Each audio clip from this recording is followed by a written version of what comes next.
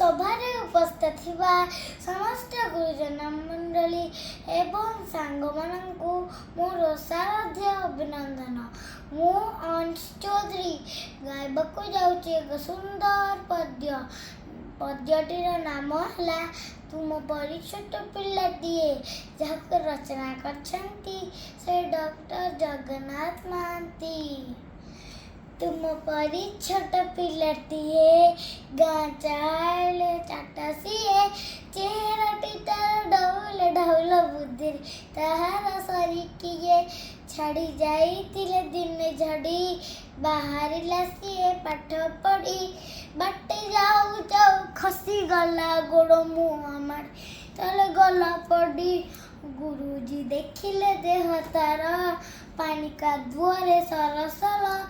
तिने सेतिकी कातर न करी आसी होई तरबर। पचारिले गुरु एकी हेला, एते सरी तेते किए कला।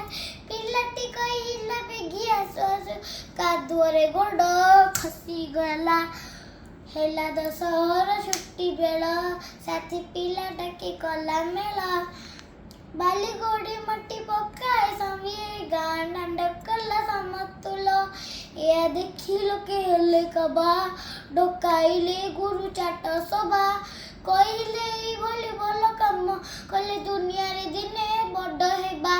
बड़ हेला दिने सेही पिला, मधु बारिस्टर बोलाइला। देश पाई केते काम करी से, काल काल जस रखी गला। कहिला जातिर काने काने, उठी बुआऊ तू केते दिने। पूर्व महिमा पड़ू नाई कि तोर माने, तेज भरा तार वीरवाणी।